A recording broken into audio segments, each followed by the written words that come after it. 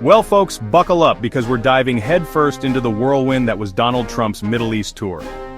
This wasn't just any ordinary trip, it was a high-stakes, high-profile journey that had the world watching with bated breath.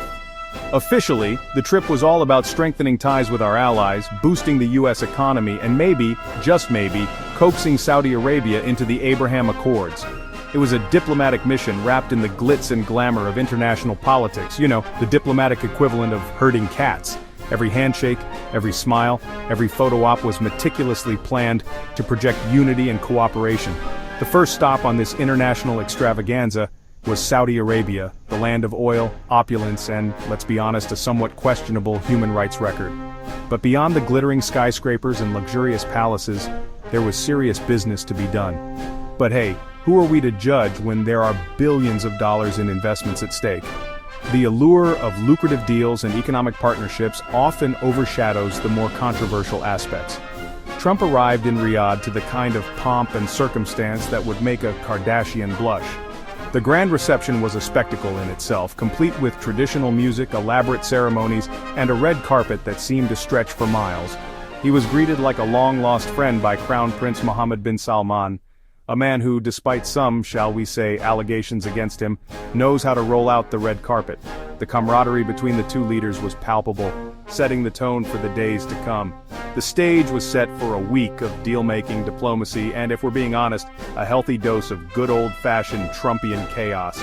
From high-stakes negotiations to lavish banquets, this trip had it all, and the world was watching every move. Now let's talk business, because that's what this trip was really all about, wasn't it? The pomp and circumstance, the red carpets, and the lavish banquets were just the appetizers. The main course was a feast of deals and agreements that would make any business mogul's head spin. And when it comes to doing business with Trump, you gotta think big, like dumping a truckload of cash on the White House lawn big. We're talking about deals so massive they could fund entire countries' budgets for years. And boy did the Saudis deliver. They came prepared with a shopping list that would make even the most seasoned negotiators' jaws drop. We're talking a cool $600 billion in investments, including a hefty $142 billion defense partnership that would make even the most hawkish generals salivate. This wasn't just a shopping spree, it was a strategic alignment of interests. Tanks, planes, missiles, you name it, the Saudis were buying it all, presumably with the understanding that every purchase came with a complimentary get-out-of-jail-free card for any future human rights violations. It was a win-win for both sides, at least on paper. But wait, there's more. The deals didn't stop at just military hardware.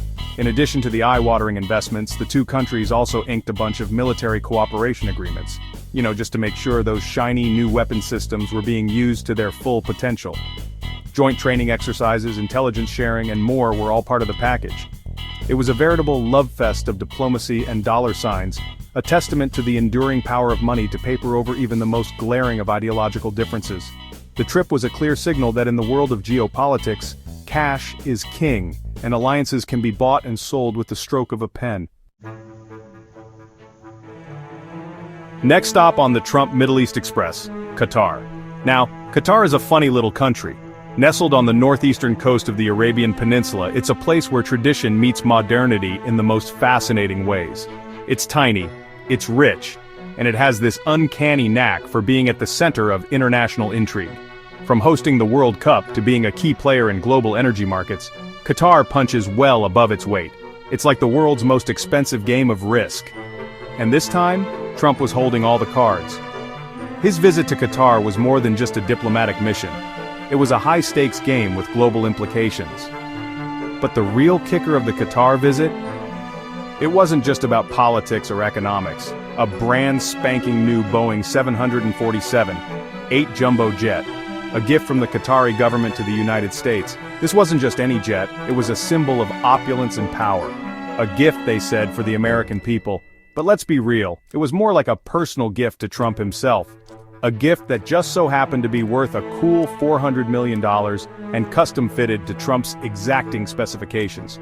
We're talking about gold-plated fixtures, luxury seating, and state-of-the-art technology. Talk about looking a gift horse in the mouth. This was no ordinary gift, it was a flying palace. Naturally, this raised a few eyebrows back home. Ethical concerns, constitutional quandaries, you betcha. The American public and lawmakers were quick to question the propriety of such a lavish gift. The optics of a sitting president accepting such a lavish gift from a foreign government were, to put it mildly, problematic. It sparked debates about conflicts of interest and the potential for undue influence. But hey, who's got time for pesky little things like ethics and the Constitution when there's a shiny new jet to be flown in? In the end, the controversy only added another layer to the already complex and often contentious relationship between Trump and the rest of the world.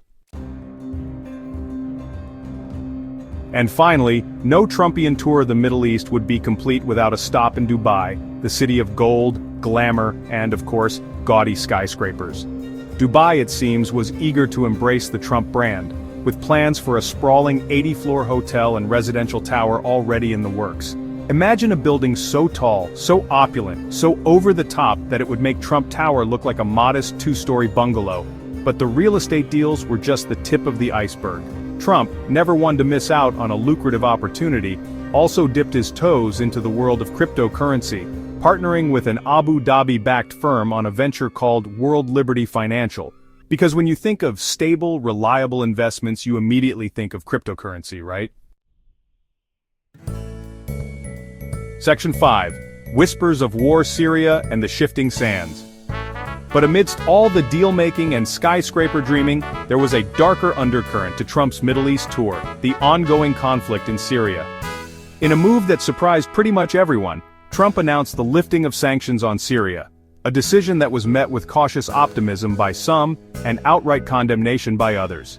The decision, seen by many as a concession to Russia and its allies, underscored the complex geopolitical web that Trump was trying to navigate.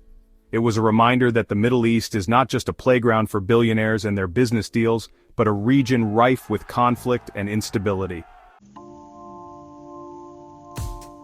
Section 6. Profiteering and Presidential Power.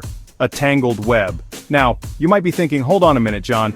Isn't there something a little fishy about a president using his position to enrich himself and his family? And you'd be right to think that, because there's a word for that: corruption. The Trump family's business dealings in the Middle East were extensive, to say the least. Donald Trump Jr. and Eric Trump were practically tripping over themselves to secure deals for the Trump Organization, from golf courses to hotels to cryptocurrency ventures. It was like they were trying to build a Trump-branded empire in the desert, one skyscraper and golf course at a time. The ethical and constitutional concerns were about as subtle as a Trump rally. Critics cried foul, accusing Trump of using the presidency for personal gain and undermining the integrity of the office. But hey, when you're a billionaire, rules are for other people, right? Section 7. The Family Business, Trump's on the Tigris. Let's talk about the Trump kids, shall we? Specifically, Don Jr. and Eric, the Fredo and Sonny of the Trump family.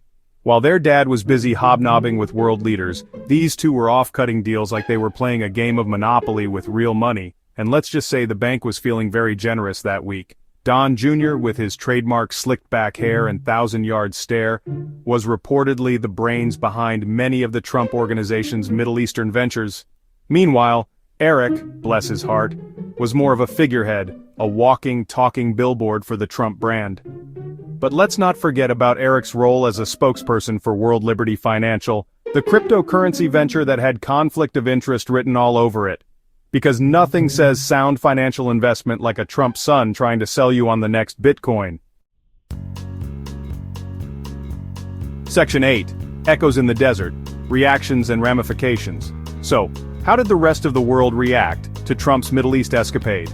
Well, it was a mixed bag, as you might expect. Syrian officials were understandably thrilled about the lifting of sanctions, seeing it as a step towards rebuilding their war-torn country.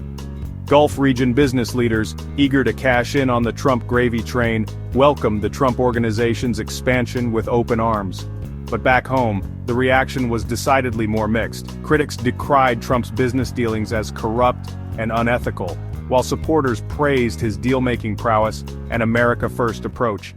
It was just another day at the circus, folks. Section 9. A Legacy of Sand and Skyscrapers. In the end, Trump's Middle East visit was a microcosm of his presidency, a whirlwind of bombast, bluster, and questionable business deals. Did he strengthen ties with U.S. allies? Sure, if by strengthening ties you mean getting them to open their wallets. Did he boost the US economy? Maybe, but mostly for himself and his cronies. And did he bring peace to the Middle East? Well, let's just say that's a work in progress. As the dust settles on Trump's Middle Eastern odyssey, one thing is clear. He may be gone from the White House, but his legacy, like the Trump-branded skyscrapers he so desperately craves, will continue to loom large over the region for years to come.